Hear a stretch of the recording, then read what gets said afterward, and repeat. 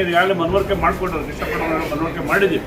CS ಪುರ ಒಬ್ಬರು ಯಾವುದೇ ಕಾರಣಕ್ಕೂ ನೀರು ನೋಡೋಕ್ಕಾಗಲ್ಲ, ನೀವೇನೋ ಹೋರಾಟ ಮಾಡಿ ಆ ಒಂದು ಎಕ್ಸ್ಪ್ರೆಷನ್ ನಿಲ್ಲಿಸಿಲ್ಲ ಅಂತಂದರೆ ಇನ್ನು ಮುಂದಿನ ದಿನಗಳಲ್ಲಿ ನಿಮ್ಮ ಮೊಮ್ಮಕ್ಕಳು ಸಹಿತ ನೀವು ಸಿಗಲ್ಲ ಅಂತ ಹೇಳ್ತಾ ಇದ್ವಿ. ಇವತ್ತೇನು 70 100 ಆಗ್ತಾ ನನ್ನ ಪ್ರತಿಭಟನೆ ನಾಳೆ ಹಮ್ಮಿಕೊಂಡಿದ್ದೀವಿ. ದಯವಿಟ್ಟು ಇರ್ತಕ್ಕಂಥ ಎಲ್ಲ ರೈತರು ಬಂಧುಗಳು ದಯವಿಟ್ಟು ಕ್ಷೇತ್ರದ ಎಲ್ಲ ರೈತ ಬಂಧುಗಳು CS ಪುರ ಬಳಿ ಬಯಸೋದ್ರಿಂದ ಎಲ್ಲ ರೈತರು ಸಹಿತ ದಯವಿಟ್ಟು ಬಂದು ಭಾಗವಹಿಸಬೇಕು. ಏನು ನಾವು 70 ಸ್ಟ್ಯಾಂಡರ್ಡ್ ಇವತ್ತು ಆ ಪ್ರತಿಭಟನೆ 11 ಗಂಟೆಗೆ ಒಪ್ಪಿಕೊಂಡಿದ್ದೀವಿ. 11 ಬೆಳಗ್ಗೆ ಹೋರಾಟ ಬೇಕಾದ್ರೆ ನಾವು ರೈತರು ಹೋರಾಟ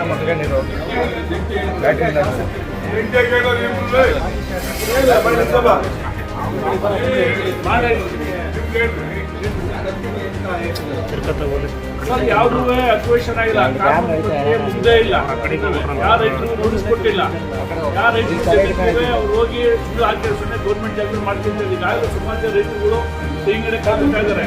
ಹಾಕಿ ಸಾವಿರಾರು ರೂಪಾಯಿ ಹಾಕಿ ವೆಚ್ಚ ಮಾಡಿದ್ರು ಪೈಪ್ಲೈನ್ಗಳು, ನೀರು ಸಹ ಪೈಪ್ಲೈನ್ ಮಾಡಿದ್ರು. ಎಲ್ಲ ರೈತರುಗಳು ಮೋಟರ್ ಹಾಕಿದ್ರು ಹಿಂಗೆಲ್ಲ ಅದನ್ನೇ ಖರ್ಚು ಮಾಡಿದ್ದಾರೆ.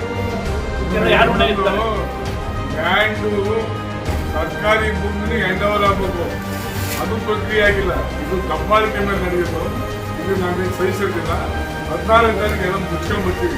ಈಗಾಗಲೇ ಮುಚ್ಚಾ ಇದ್ದಾರೆ. ಈಗಾಗಲೇ 15 ತಾರೀಕು ಮುಚ್ಚೋದೇ ಗ್ಯಾರಂಟಿ. ಯಾವುದೇ ಕಾರಣಕ್ಕೂ ರಕ್ತ ಕೊಟ್ಟರು ಕೊಡ್ತೀವಿ. ನೀರು ಮಾತ್ರ ನಮಗೆ ಕೊಡೋಲ್ಲ.